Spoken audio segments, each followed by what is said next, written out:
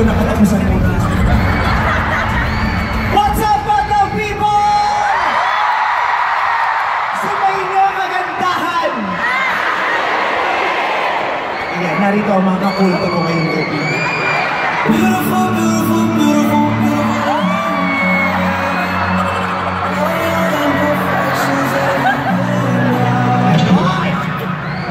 At dahil ngayong gabi nagdiriwang tayo ng kagandahan, imposibleng wala ako dito.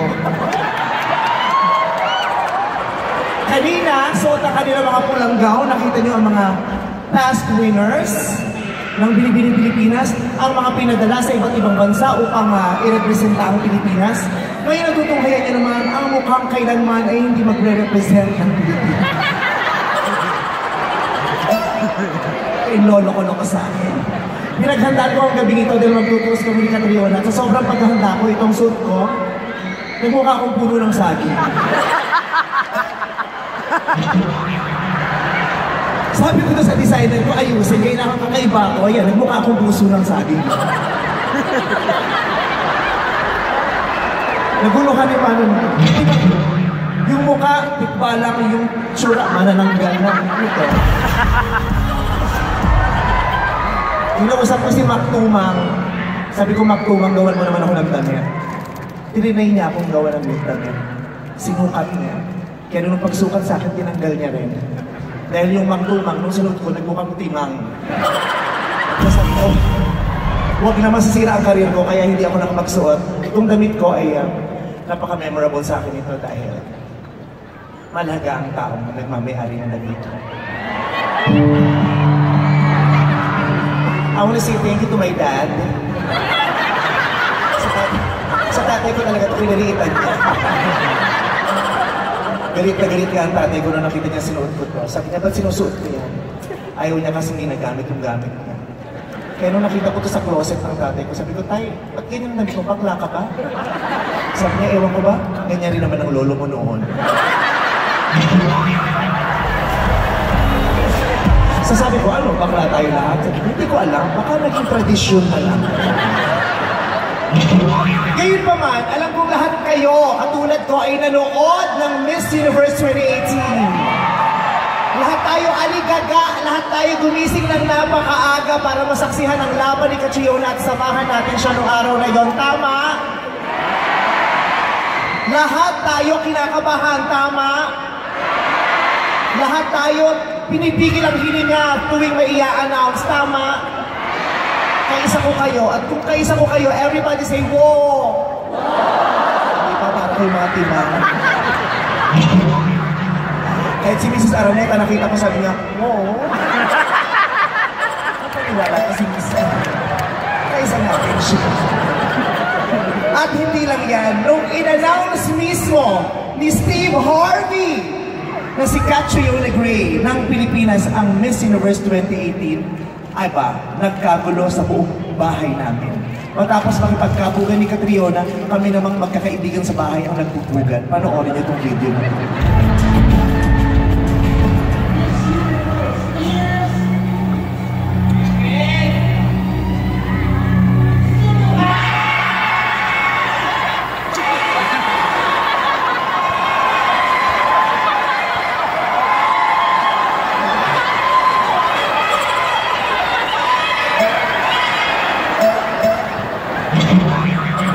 Diba sira ulo ng mga kaibigan ko?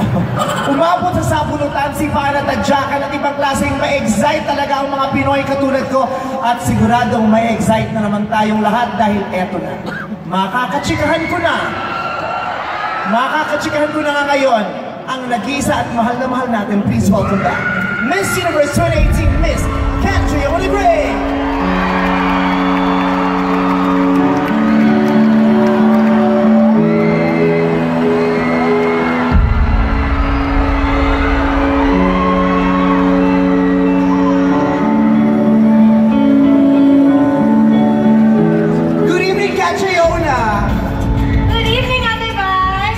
Congratulations, Miss Universe 2018. Ayan, in-invite mo pa talaga ako dito. Talaga namang hindi mabubuo ang gabi na hindi tayo magkakanig. Bagay talaga tayong dalawa, di ba?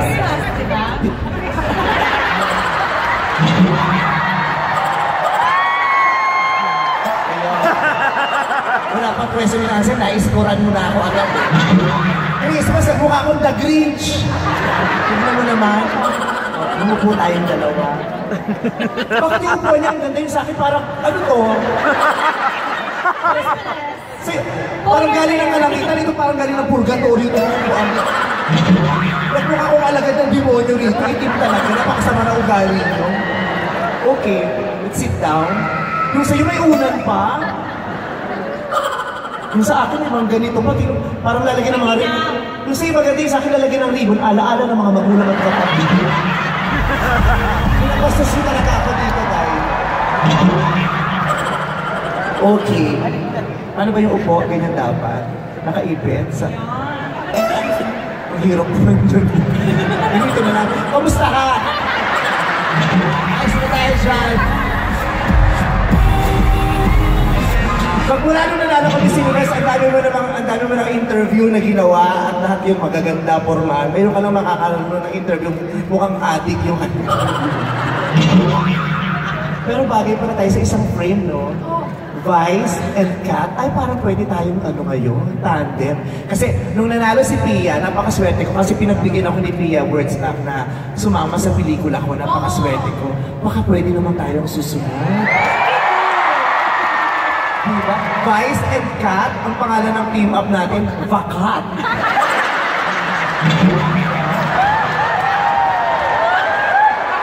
Vakat. Vice and Kat, Vakat. Woo! Ganda na ang mga posing namin. Ang ganda-ganda mo. Alam mo, ilang beses pinakita pero nasa starstruck ako talaga sa'yo. Napakaganda mo. Ganitong ang nararamdaman ko tuwing nananalamin ako tuwing umaga.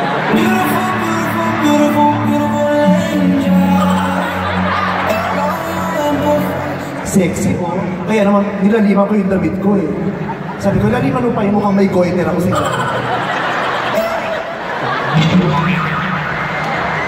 Napakaganda mo. Kasi ang ganda ng pamilya mo. Thank you. Nakita ko yung nanay at tatay mo kanina. Sobrang ganda ng mama. Ang ganda ng nanay mo. At yung tatay mo mukhang may-ari ng KFC. Or Santa Claus talaga eh. Sabay sa Christmas Eve. Wapo ng tatay mo, no? You know, when I was a little girl, everyone would be like, is that your grandpa? Hindi naman po. Kasi mukhang Santa Claus. At diba yung Santa Claus, lolo natin lahat. Pero your dad is so handsome. Hi, Daddy! Hi, Daddy! Your daughter is so beautiful. Can I be your daughter also? You have choices. I will be your daughter or we'll make another daughter together. What's your choice? Pero ang gwapo talaga ng tatay mo, mukhang may dalang manok. Daddy, isang bakit naman dyan?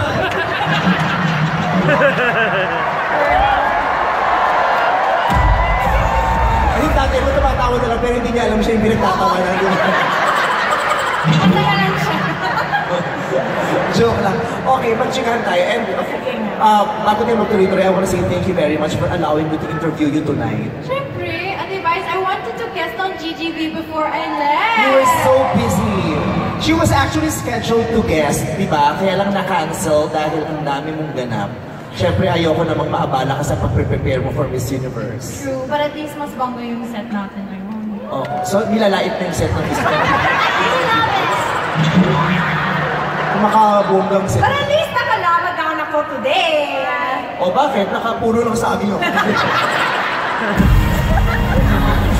Ang layo ng itsura natin dalawa, ano? Mukhang Miss Universe, mukhang intergalactic na may itsura ko. Anyway, eto na, magtanungan na tayo. Kasi syempre, kami lahat ng mga Miss Universe fanatics, ang dami namin mga tanong sa mga sarili namin. Diba kung anong mga nagaganap bago mag-Miss Universe, kung anong nagaganap sa backstage, diba? Kung paano kayo nakikisalamuha sa isa't isa. Pero bago ka pumunta ng Thailand, syempre, di ba lumalabas na yung mga pictures ng mga candidates from around the world, di ba? Kung sino yung mga kasali. Nung nakita mo yung mga pictures online, sino yung, nung nakita mo sa, ay mukhang dito mabigat kong kalaban ko. Sino yung kinabahan ka? From pictures lang, Sa so pictures beauty pa lang. lang.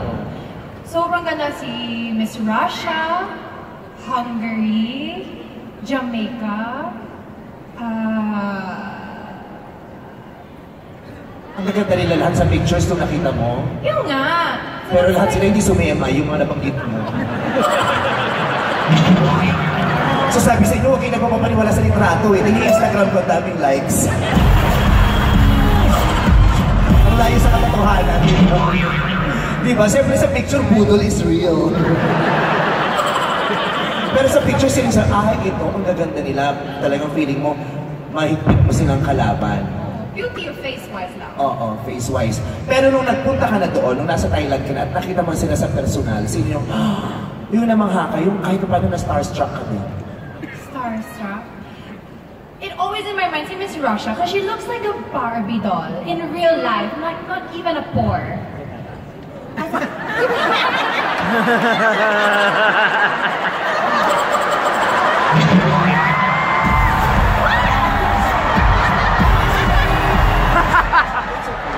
Alam mo, you're really beautiful, but you tend to be very offensive at times. Okay, as you were saying, walang kapor-por. As in like, parang matika lang siya. Oh. Parang ganito lang. May pore ako, pero 4, kaya pores.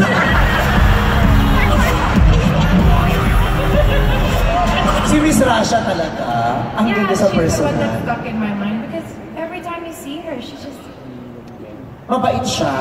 Oo. Talaga. Actually, it yung batch, actually. Even when I'm talking to yung housemate ko, si Miss USA, she Si Miss USA ba housemate mo? Oo. Di ba na-bash yun?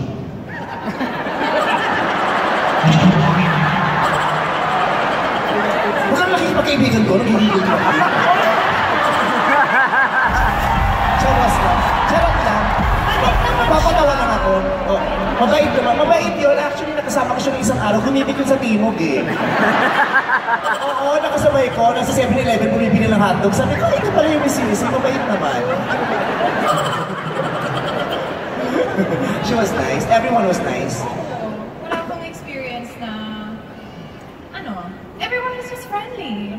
I didn't have that, some people are like, baka backstage, there's sabotage, or there's mean girls, but I didn't have the experience. Yung top 3 mo, Oh. nung habang tumatagal na, bago yung coronation night, sino yung parang sabi mo, ay, ito makakasama ko sa top 3? Top 3?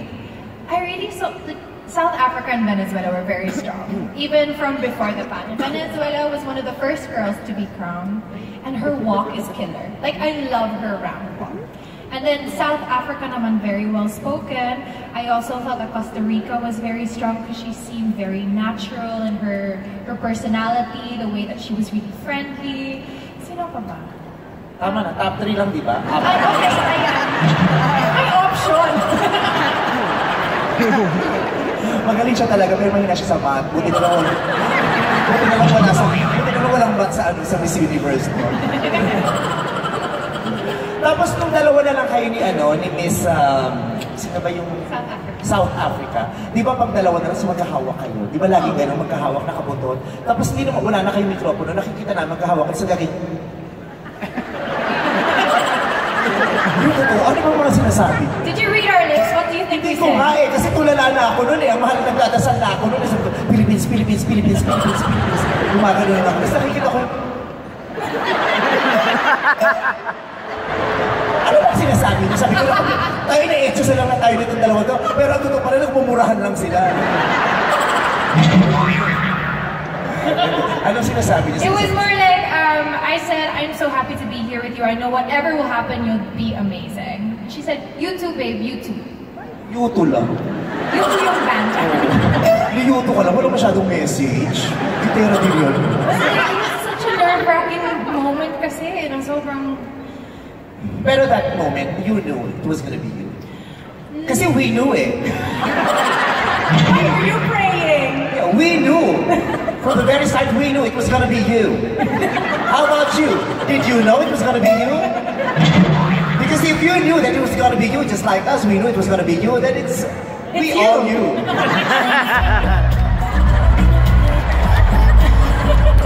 Kasi yung ngiti mo, yung mukha mo, yung tindig mo, confident na ko, tapos na yung laban.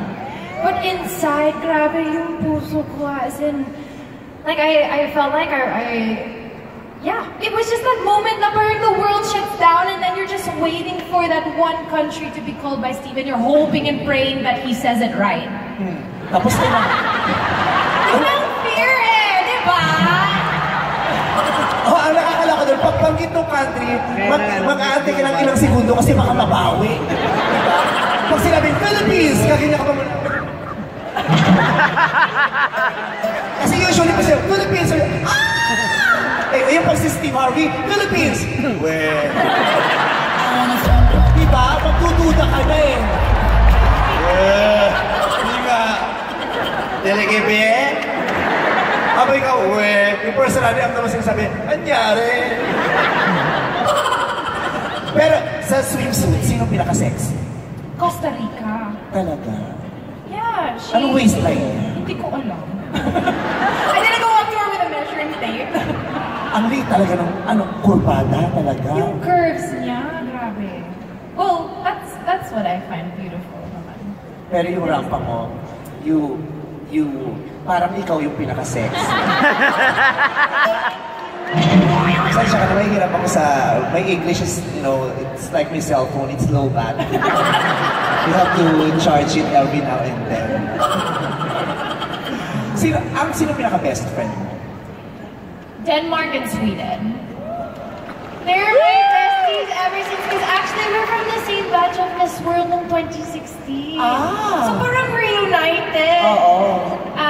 They came to visit the Philippines just after I won Binibini. Tapos they were on a trip from India. And then they were actually thinking, you know what, Kat, we'd actually like to try and compete din. And then Miss Denmark, she was appointed. Oh. And she was like, oh my gosh, Kat, we're gonna be together in Thailand. And then Miss Sweden, she competed and she won. So we were like, oh my god, we're all gonna be together!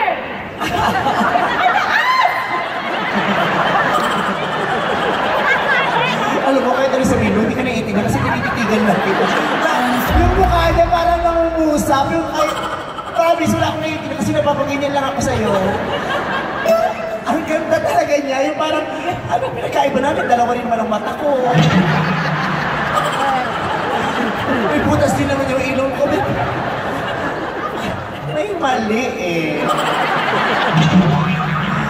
Kaya pag sumasagot kayo, hindi ko talaga na iniintindihan. Tinitingnan ko na, ang ganda niya itong babae. Ilang taong ka na? 25. 25 ka na, ang fresh mo pa. Ako 24 pa lang, bulok na ako. So sa Miss Universe, pag walang activities, yung mga fellow candidates mo, ano mga pinag-uusapan niyo? Tungkol pa rin sa contest? Actually, no. We talk about food. Because we're always hungry, and also about our countries. We're sharing about, for me, the Philippines. I keep saying, have you ever visited? Come visit our beaches, come visit our mountains. Adobo! It's edible. It depends on what school you're from. From our school, we say edible. How about from our school?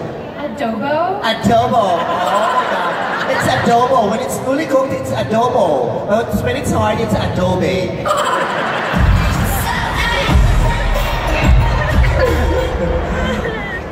Nagtatanong ba sila? Kasi yung iba, pinapatikin nila adobo. But did you ever cook for them? Kaming kitchen job. Ah, wala kayong kitchen? Mahirap pa na itong Miss Universe. Wala pa kitchen. My buffet lunch and dinner. Oh, isa siya. Buffet. Tara. Paano pag kumakain kayo buffet? Sinisigil din yung libre na. I just learned that the judging panel was all women because, in a way, they are just reinforcing, empowering women and allowing them to make the decisions of who the next Miss Universe should be. But when you learned na may dalawang Filipinas, ano ba yun? Feeling mo ba, edge mo yun? Advantage? Or somehow, kinabahan ka? Kasi di ba pagkapwa mo, Pilipina yung nagja-judge? I felt like I had to prove myself kasi parang people would say, oh, she won because there's two Filipina judges. So even more, I had to prove that I deserved it. Diba? And it was very evident na ikaw talagang Miss Universe. Wala naman nag-question nun. Kitang-kita naman talaga ang pagkakapanalo mo. The beauty of the Philippines just came shining through. Ay, taray, kanta ng pal yun eh. Oh, shine! Okay. Okay. Nitong mga nakaraang taon sa Miss Universe, patindi ng patindi ang mga tanong kasi hindi lang isa ang round ng question and answer, di ba? Dalawa. Top 5, top 3. Ang dami, hindi lang isang tanong, di ba? Ang hirap-hirap, ilang beses mong patutunayan na talagang matatas yung utak mo at magaling kang magsalita. Di ba? Yung mga past winners natin, syempre, we had, of course, Pia Words Back.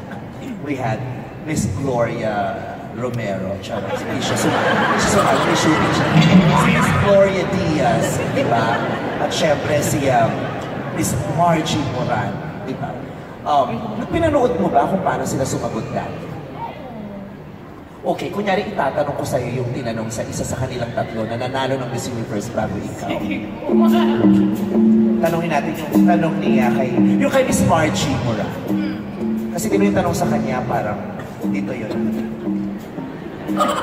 Pakihanap ka ka. Pinahanap. Nandito yun, sinulat ko yun eh.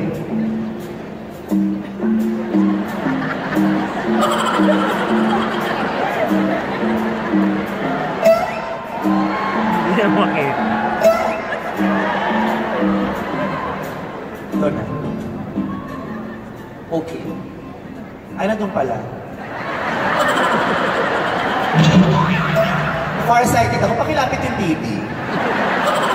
Then, ito yung tanong na tinanong kay Miss Margie Moran nung siya ay nanalo sa Miss Universe. Sabi ng host, let's make believe that all of a sudden, you have $1 million. What's the first thing you would buy and why would you buy it? $1 million? I would go to Young Focus or sitting up somewhere there and I would tell them where do they want their new center to be because it's really what they need. They have so many passionate teachers who want to teach. They have so many children that want to have the access to education and they just need the space. Ang galing. Ano ulit? You would share the money with other people. I-share mo at gagawa ka ng bagong center. Because I don't need $1 million. I'm happy where I am. And you know, if you can make a change to someone else's life, it's more fulfilling than going to bed being like, okay, yes, I have a lot of money. But I've just changed my own life. But if you're able to share it to other people, mas fulfilling yan. I know, right? Nakakahanga. Kasi syempre, yung ibang tao, di ba, yung, kunyari ako, sasabihin ko yun. Pag tinanong ako, may $1 million ako. Sabihin ko agad, I will tour the world with my boyfriend. But that's gonna be very selfish of me to say so. But your answer, it was so generous. And it's authentic. It's so genuine. I can see it in your eyes. You have the heart for other people. And that's why you won this universe. Yung matawa, hindi mo alam kung paniniwalaan mo ako eh. Yung iniisip ko, joke pa itong bakla to, totoo yung sinasabi. Okay, ang galing-galing mo talagang sumagot. Pero, nabalitaan mo ba yung Miss Q&A sa Showtime? Yes, the finals ka hapon. Ay, nag-judge ka pala nung first, Yes. Miss Q&A. Yes. Tapos kahapon yung second naman. Kunyari, ganun yung mga klaseng tanong na itatanong sa'yo. Paano mo kaya sasagutin kung ganun klase yung mga tanong? Kasi siyempre, prepared ka sa mga matino ang tanong. Prepared ka din sa mga... Pero sa mga witty. Oo, yung mga walang kakwenta-kwenta na tanong. Diba? Kunyari, ang itatanong sa'yo.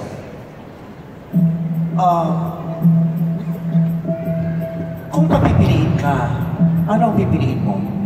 Ang sampalin ka ng katotohanan o sampalin ka ni Wolverine? Si Wolverine! Si Wolverine. Kasi I would just use something to hit him with. I wouldn't go near him kasi may metal siya. So, Ay, kaya andyan si Wolverine! pwede kayo nakituta ko kinam! Ako! Nagulat ako sa kalak, may umatake na sa akin. Kala ko yung tatay mo nasa likod ko na binatukan ako. Nagkakaroon sa akin yung anak ko. Isa ko eh. Naloka talaga. Oh my God. Ayokong masuka. And this is how I felt in Top 2 of Miss Universe.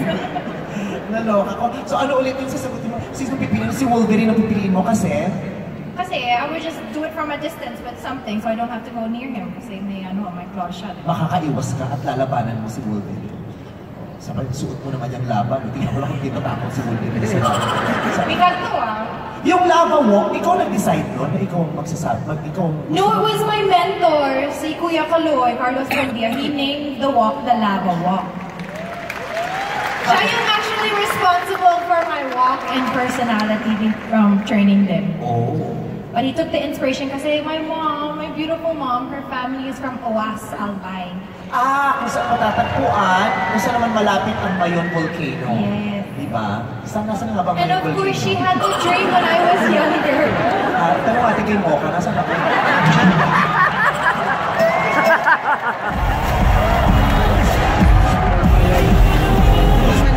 And my mom also had the dream when I was younger that I would be in Miss Universe in a red dress. So that's why I chose the color red. And then Mac Tumang, the designer, he came up with the concept of an ode to Mount Mayon. Napanaginipan na pala ng mami mo yan. Tamo, totoo yung mga napapanaginipan ng nanay. Alam niyo kung may napanaginipan ng nanay. Kasi nung isang araw, umiiyak ng nanay ko. Sabi ko, ano napanaginipan? Napanaginipan ko kasi namatay ka. Sabi sa akin ng nanay.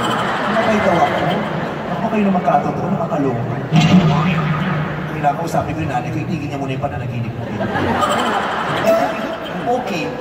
Bukod sa pagkakapanalo mo, isa rin sa mga pinag-usapan ng Miss Universe ay yung kauna-unahang pagkakataon na nagsali sila ng transgender from Miss Spain. Diba? At nung natanong ka rin tungkol doon, maganda yung explanation mo at maganda yung opinion mo. Diba? Yung opinion mo ay ikinagalak ng LGBT community. Because I really believe that beauty queens were there for more than just a facade. We stand for something. I stand for education and also HIV and AIDS awareness. And Miss Spain, she stood for the transgender community. And her participation opened up the conversation. So many people were talking about it, and I think that's what we need to do to lead the way to inclusivity and understanding, because there's so much that we need to do in order to serve the transgender community better as a society. Yes. At sa Miss Universe, allowed na. Kasi kasi syempre yung organization may sarili silang mga panuntunan at mga pamantayan na sinusunod. Sa Miss Universe, allowed sa Miss Universe organization, di ba? Pero kunyari, kung si Ma'am Stella, tatanungin ka, kasi syempre sa binibining Pilipinas, hindi pa yun natatry. Paano pag tinanong si Ma'am Stella, sa palagay mo ba, okay na tayong i-open ito sa mga transgender women ang binibining Pilipinas? What would you tell them? Of course, for Bini, it is the sole discretion of Madame, but from my point of view, I see nothing wrong with it because, again, that's what we stand for. We're moving towards a more inclusive and more respectful competition in the world of pageantry. So why not open it up in that way? Mas masaya din, feeling ko. Paano pag sinabi ni Miss Stella na ako yung unang transgender? Laba! 24 ka pa, di ba? Ano no? 24 ka pa. Ano, itong next question natin. Nasa ka sa age. Ito talaga pahamak yung mga tanong mo sa akin. The rainbow flag is now raised as Miss Universe 2018. What is your message now to the members of the LGBT community? Kasi lahat sila mahal na mahal ka. And I love them! I love you guys so much. Thank you for always staying strong and showing the Philippines as a shining beacon across the world. How we can love the LGBTQ community. How they are beginning to accept and not just tolerate the community. And we are opening up our arms to everyone, and I hope that other countries will see that and want to replicate it too. I love you guys! We love you very much. Okay, pag-usapan naman natin, ikaw talaga, yung pagkatao ni Catriona Gray. Kasi sinasabi nila, ikaw you're the most perfect Miss Universe. Oo. Gaano ba ka-perfect si Catriona? Perfect ka ba talaga? Wala ka bang kapintasan? Napapanis pa ang laway mo pag natutulog ka ng Mars? Ano ba? Nagkakamuta ka ba? Ano bang pagkakaparehas natin bilang mga pangkaraniwang tao kami? Hindi ako perfect, guys. Like everyone, I have like insecurities, I have flaws. May ingrown ka ba? Sumisiksik din ba yung mga pagkain sa ngipin mo minsan? Tapos kinukuha mo ng dalit at pinipitik mo pag walang kain.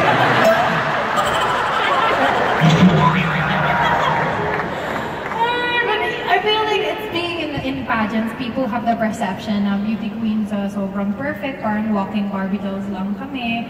But really, well, I know I've been through my own trials and challenges, just like Pia has, just like every other woman who just stepped out on the stage, just like everyone else goes through.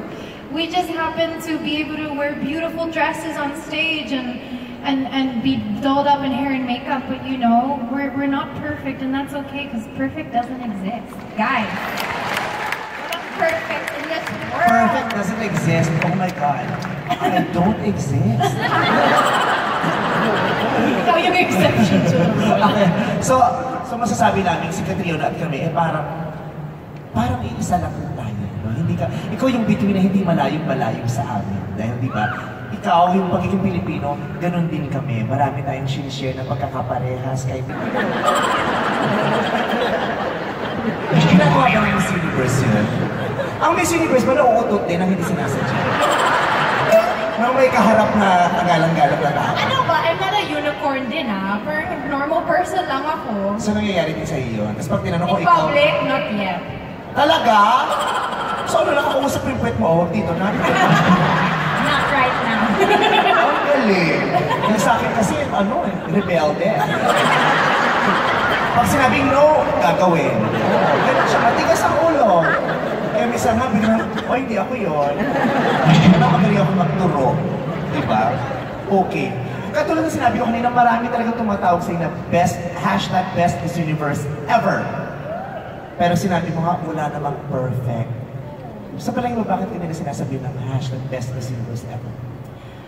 I just feel like I tried to make it more than me. I always wanted to bring the Philippines with me in the journey, whether it be in my clothing, using our fabrics, whether it be in the national costume, sharing our culture of dance, and also researching the different island groups, or even representing our kids in my final word and the work that I do in Tondo, Manila. I've always wanted to make it more than me. I've always wanted to include the Philippines, and that's why I feel like the Filipino people are really happy with me. At alam mo, masaya kami, lalong-lalo na yung mga taga-Tondo, kasi ang pinasikat mo yung lugar na Tondo, at idinugtong mo sa Tondo yung silver lining.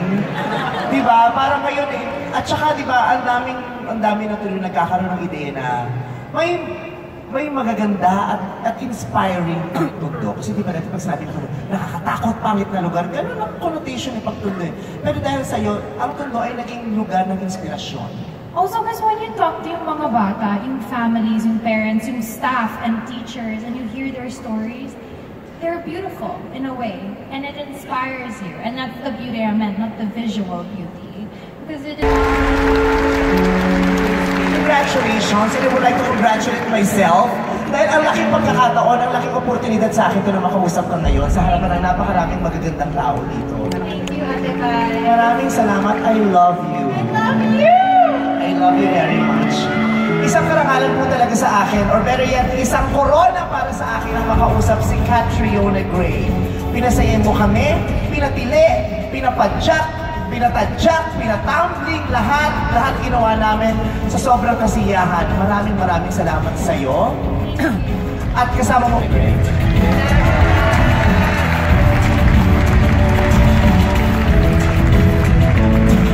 and we have all the reason to love you dahil we also give this love back sa bawat Pilipinong naniniwala sa iyo at binibigyan mo ng pag-asa.